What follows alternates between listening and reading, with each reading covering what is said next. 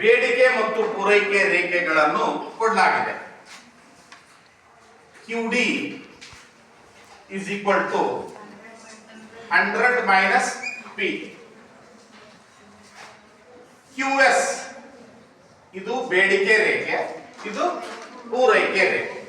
QS is equal to 70 plus 2P ಎಂದು ಕೊಡಲಾಗಿದೆ ಎಂದುಕೊಳ್ಳೋಣ. ಎ ಸಮತೋಲನ ಬೆಲೆ ಮತ್ತು ಪ್ರಮಾಣವನ್ನು ಕಂಡುಹಿಡಿಯಿರಿ. ಏನು ಸಮತೋಲನ ಬೆಲೆ ಮತ್ತು ಪ್ರಮಾಣ, ಅದನ್ನ ಅಷ್ಟೇ ಕಂಡುಹಿಡಿಯೋಣಂತೆ. ಎ ಪ್ರಶ್ನೆ ಸಮತೋಲನ ಏನ್ ಹೇಳ್ರಿ? ಸಮತೋಲನ ಬೆಲೆ ಪಿ ಮತ್ತೇನು ಪೂರೈಕೆ ಎಸ್. ಸಮತೋಲನ ಬೆಲೆ ಮತ್ತು ಪ್ರಮಾಣ ಅದೇ ಎಸ್ ಅನ್ನೇ ಕಂಡುಹಿಡಿಬೇಕು ನಾವು, ಅಥವಾ QD ಕಂಡುಹಿಡಿಬೇಕು. ಅವಾಗಿನ ಕಂಡುಹಿಡಿಬೇಕು QD ಪ್ರಮಾಣ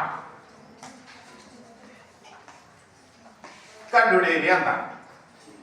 ಈಗ ಫಸ್ಟ್ ನೋಡ್ರಿ, QD is equal to QS ಮಾಡೋಣ. ಯಾಕೆ? ಇಲ್ಲಿ ಶಬ್ದ ಏನೈತಿ? ಇದು ಏನಿದು? ಸಮತೋಲನ. QD ಬರೆಯೋಣ.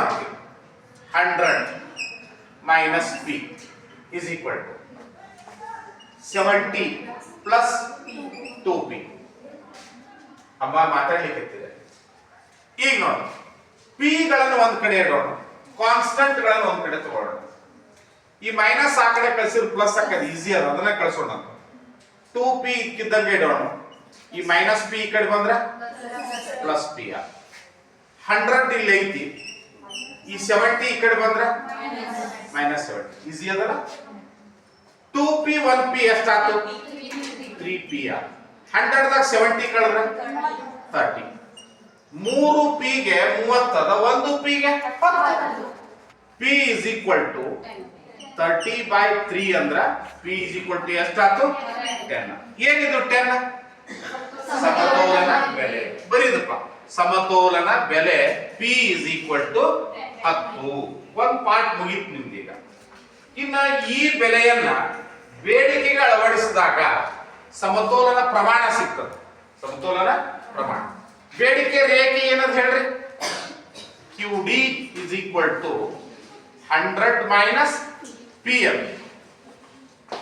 ಇದಕ್ಕೆ P is equal to ಎಷ್ಟು ಬಂದದ? 10 ಅನ್ನು ಅಳವಡಿಸಿ ಅಥವಾ ಹಾಕಿ. ನಮ್ಮ ಉತ್ತರ ಕರ್ನಾಟಕ ಭಾಷೆ ಅಳವಡಿಸಿ ಅಥವಾ ಹಾಕಿ.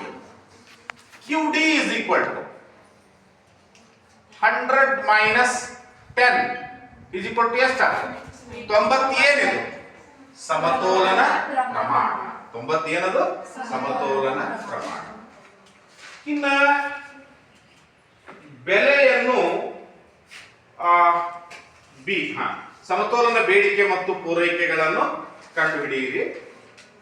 ಬೆಲೆ 10 ರೂಪಾಯಿ ಹೆಚ್ಚಿಸಿದಾಗಂತೇನೋ ಐತೇನು?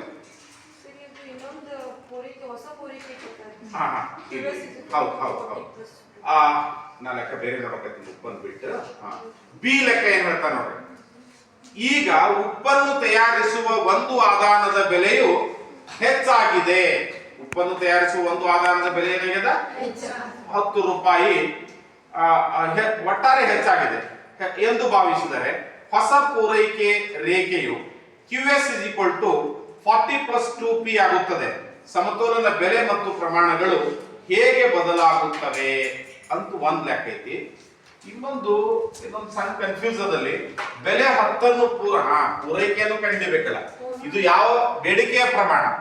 ಪೂರೈಕೆಯ ಪ್ರಮಾಣ ಕಂಡುಹಿಡಿಯಬೇಕಾದ್ರೆ QS is equal to 70 plus 2P.